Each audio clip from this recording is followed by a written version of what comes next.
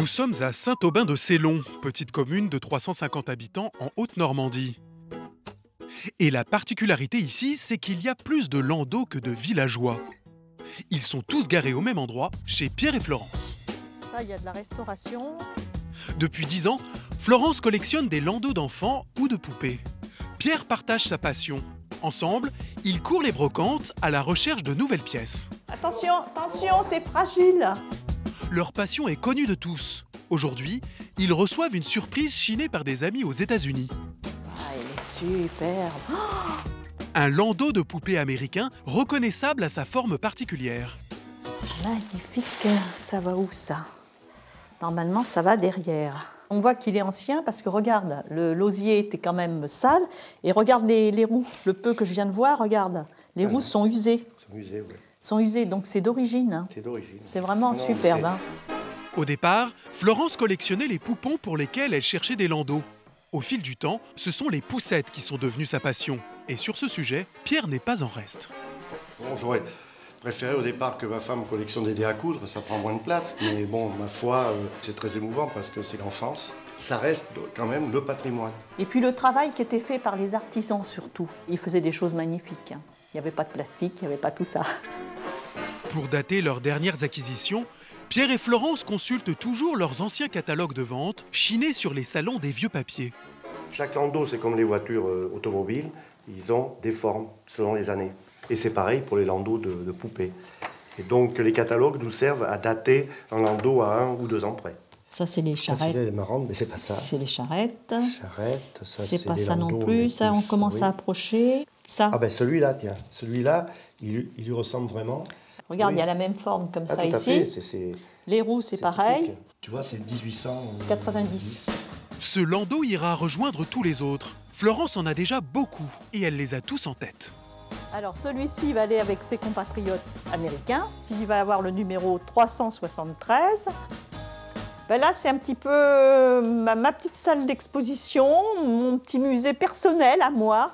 Quand je viens ici, je retrouve un petit peu mon enfance parce que j'ai jamais eu beaucoup de jouets et j'avais pas de landau. Donc on se fabriquait nos landaux nous-mêmes. Florence a retrouvé tous les jouets qui la faisaient rêver petite. Puis des landaux d'enfants sont venus s'ajouter à sa collection, au point qu'aujourd'hui, elle couvre 160 ans d'histoire. Voici son modèle le plus ancien, une charrette de 1852. C'est l'ancêtre de la poussette. Ça servait à promener les enfants dans les parcs, mais des enfants qui marchaient déjà. Et comme c'était réservé aux familles très très riches, des notables, donc il y avait les nurses qui prenaient les enfants, qui les mettaient dans cette charrette. C'était tiré par des chiens ou des chèvres. Je l'ai payé à l'époque 1800 francs. Soit environ 280 €. En piteux état, la charrette lui a demandé un vrai travail de restauration. Moi, ce que j'aime, c'est sauver une pièce qui aurait pu mal finir parce que bon, il n'y avait plus rien de joli dessus. Il y a des gens qui vont mettre des pots de fleurs dedans et je trouve que c'est pas l'origine. Ça servait à mettre des enfants. Donc il faut garder l'origine. Et ça, pour moi, sauver une pièce comme ça, c'est formidable. Ce modèle imitait les diligences de l'époque. Plus tard, ce sont les automobiles qui ont servi d'inspiration. Les fabricants voulaient proposer des modèles qui soient dans l'air du temps. Alors ici, vous avez un landau des années 1936. Je l'ai acheté dans une brocante, dans l'Orne. Il est en état d'origine. C'est une marque L'Étoile, donc un landau français.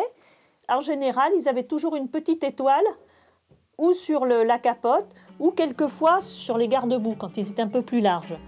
Les garde-boue étaient proposés en option aux clients. Ils accentuaient encore la ressemblance de ces landaux avec les tractions de l'époque. Donc on retrouve la même forme, les roues de secours à l'arrière, fausses roues de secours, mais qui pouvaient se démonter quand même. Alors éventuellement, s'il manquait un enjoliveur sur ce landau, on pouvait le prendre derrière et le mettre. C'était surtout un argument de vente de mettre ce genre d'accessoires dessus, parce que les personnes qui avaient peut-être la traction, la maman avait envie d'avoir le landau qui ressemblait à la voiture du papa. En 1936, tous les couples ne disposaient pas d'une voiture à assortir à son landau. À l'époque des congés payés, Il pouvait alors opter pour cet autre modèle, pensé pour voyager à vélo. Il y avait un système où on baissait la poignée et le landau restait suspendu sur la roue arrière, donc facile à diriger. Pour installer le bébé à l'intérieur, on ouvrait les compas, on ouvrait la capote, on couchait le bébé dedans. S'il ne faisait pas très beau, le bébé était protégé puisque la capote arrivait bien en avant. Donc c'était une belle invention, je trouve, pour pouvoir partir avec les parents sans avoir de voiture automobile. J'ai dû le payer dans les, je pense que c'était dans les 600 francs. Soit à peu près 90 €. Un bon prix pour un modèle rare qui n'a duré que 2 ans. Il est très regardé, il est très demandé. Il n'y en a pas beaucoup qui ont ce modèle. Donc je suis assez fière de moi. Aujourd'hui, les petits-enfants de Florence ont grandi. Alors, dès qu'elle en a l'occasion, elle invite les petites filles du voisinage à découvrir sa formidable collection. Moi, le mien, il dort. Et toi? Oui. Un vrai paradis pour ces petites filles qui s'amusent à jouer à la maman. Cette charrette-là, on pouvait mettre 2 bébés dedans. Donc quand tout allait bien, on les mettait face à face. Quand ils étaient en colère, on pouvait les mettre 2 à dos. Comme ça, ils ne se voyaient plus. Quand on voulait qu'ils regardent la maman ou la nurse qui était devant, donc on les mettait dans ce sens-là. Alors tu l'installes de ce côté-là. Tu m'apportes ton bébé?